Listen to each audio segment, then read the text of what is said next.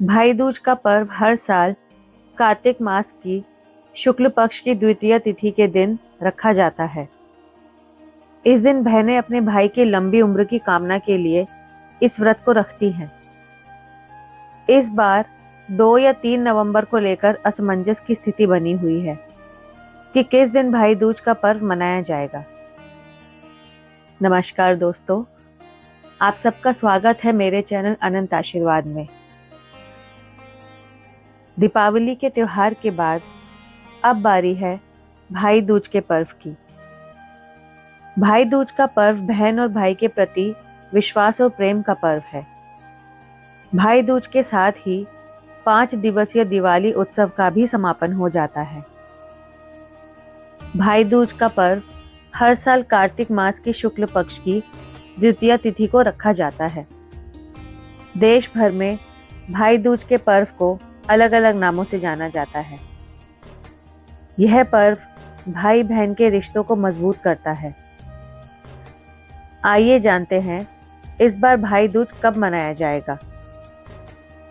कार्तिक मास द्वितीय तिथि का आरंभ 2 नवंबर को रात में 8:22 पर हो जाएगा और कार्तिक द्वितीय तिथि 3 नवंबर को रात में 10:06 तक रहेगी। उदया तिथि में द्वितीय तिथि 3 नवंबर को होने के कारण भाई दूज का पर्व 3 तारीख को मनाया जाएगा। दरअसल 3 तारीख को सुबह 11:39 तक सौभाग्य योग रहेगा। इसके बाद शोभन योग लग जाएगा। इसलिए भाई दूज के दिन पूजा के लिए सबसे उत्तम मुहूर्त 11:45 तक रहेगा। भाई दूज का पर्व हिंदुओं में प्रमुख और प्रसिद्ध त्योहार है। भाई दूज भाई बहन के बीच मान सम्मान और प्रेम प्रकट करने का शानदार अवसर है। भाई दूज का धार्मिक महत्व भी है। शास्त्रों के अनुसार कार्तिक शुक्ल द्वितीय तिथि पर यम अपनी बहन के घर गए थे। वहां अपनी बहन द्वारा किए गए आदर सत्कार से प्रसन्न होकर वरदान दिया कि जो भाई बहन इस दिन यमुना में स्नान करके यम पूजा करेंगे उसे मृत्यु के बाद यमलोक नहीं जाना पड़ेगा। भाई दूज को लेकर एक अन्य मान्यता यह भी है कि एक दिन भगवान कृष्ण जब नरकासुर राक्षस का वध करके द्वारका नगरी लौटे थे, इस अवसर पर भगवान कृष्ण की बहन सुभद्रा ने फूल, मिठाई और अनेकों दीपक जलाकर इनका स्वागत किया था। देवी सुभद्रा ने भगवान कृष्ण के मस्तक पर टीका लगाकर उनकी लंबी आयु की कामना की थी। तभी से भाई दूज का पर्व मनाया जाने लगा। हिंदुओं के प्रमुख त्योहार में भाई दूज का भी बहुत महत्व है। भाई दूज का पर्व दीपावली से 2 दिन के बाद आता है। इस दिन बहन अपने भाई को तिलक कर उसकी लंबी उम्र के लिए हाथ जोड़कर यमराज से प्रार्थना भी करती है। स्कंद पुराण में लिखा है कि इस दिन यमराज को प्रसन्न करने से पूजन करने वालों को मनोवांछित फल की प्राप्ति होती है। इस साल यह पर्व 3 नवंबर को मनाया जा रहा है। इसको मनाए जाने के पीछे एक पौराणिक कथा भी प्रचलित है। शास्त्रों के अनुसार भगवान सूर्य नारायण और संज्ञा के 2 संतानें, एक पुत्र यमराज और दूसरी पुत्री यमुना थी। मगर एक समय ऐसा आया जब संज्ञा सूर्य का तेज सहन कर पाने में असमर्थ होने के कारण उत्तरी ध्रुव में छाया बनकर रहने लगी, जिसके कारण ताप्ती नदी और शनिदेव का जन्म हुआ। उत्तरी ध्रुव में बसने के बाद संज्ञा का यम व यमुना के साथ व्यवहार में अंतर आ गया।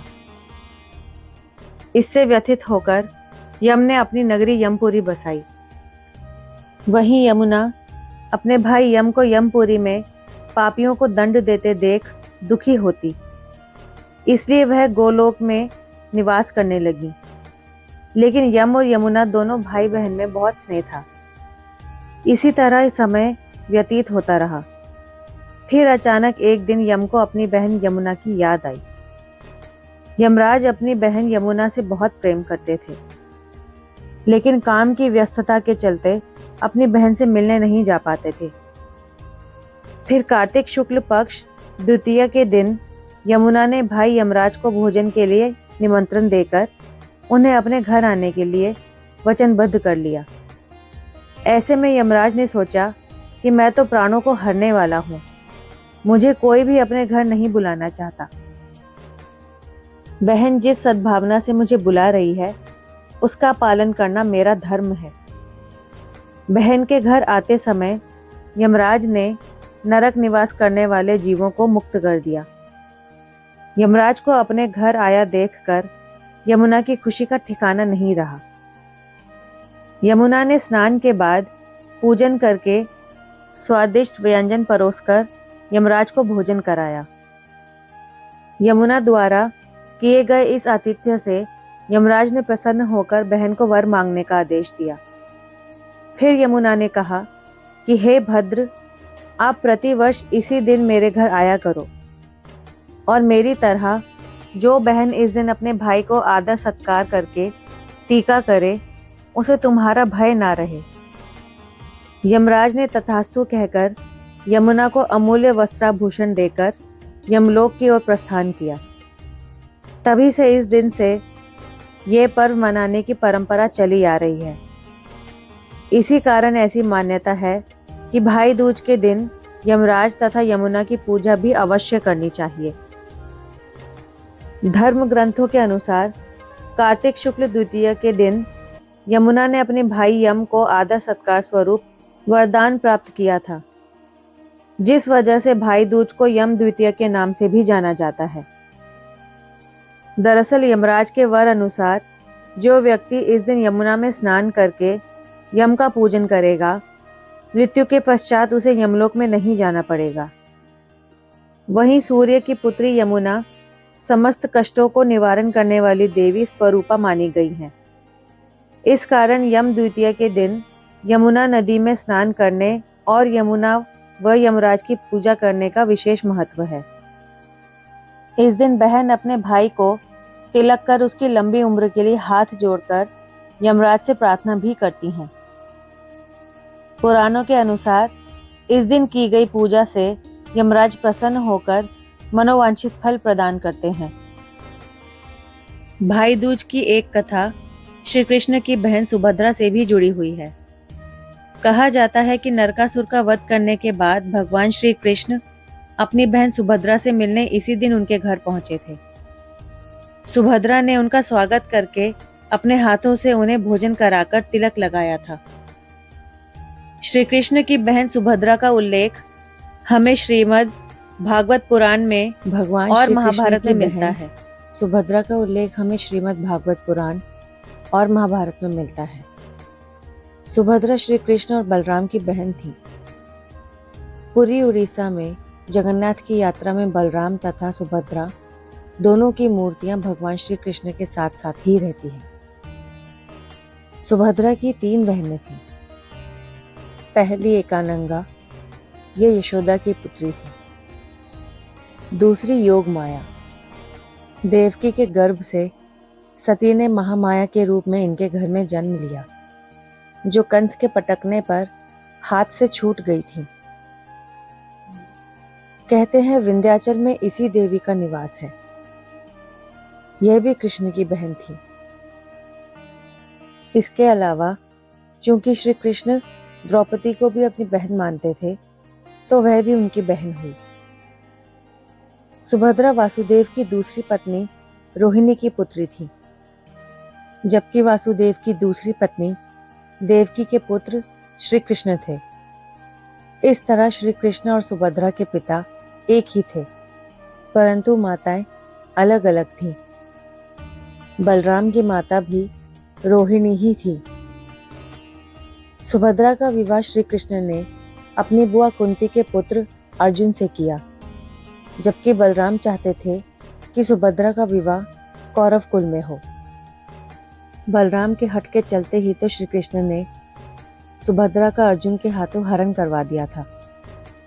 बाद में द्वारका में सुभद्रा के साथ अर्जुन का विवाह विधि पूर्वक संपन्न हुआ। सुभद्रा से विवाह के बाद अर्जुन 1 वर्ष तक द्वारका में रहे और शेष समय पुष्कर क्षेत्र में व्यतीत किया। 12 वर्ष पूरे होने पर वे सुभद्रा के साथ इंद्रप्रस्थ लौट आए। सुभद्रा का पुत्र अभिमन्यु था, जिसकी महाभारत के युद्ध में चक्रव्यूह में फंसने के कारण दुर्योधन, कर्ण सहित कुल 7-8 लोगों ने मिलकर निर्मम हत्या कर दी थी। अभिमन्यु की पत्नी उत्तरा थी, जिसके गर्भ से परीक्षित का जन्म हुआ और परीक्षित का पुत्र जन्मेजय था। तो दोस्तों, यह थी हमारी भाई दूज के इतिहास को लेकर एक छोटी सी प्रस्तुति। आशा करती हूँ आपको पसंद आई होगी। आप सबसे अनुरोध है कि चैनल को सब्सक्राइब अवश्य करें, वीडियो को पूरा देखें तथा लाइक करें, शेयर करें और कमेंट बॉक्स में अपने विचार भर दें। बेल आइकन को अवश्य से सिलेक्ट कर दें ताकि आने वाली वीडियो की नोटिफिकेशन आपको समय पर मिल जाए। भाई दूज अथवा भैया दूज की आप सबको हार्दिक शुभकामनाएं। धन्यवाद।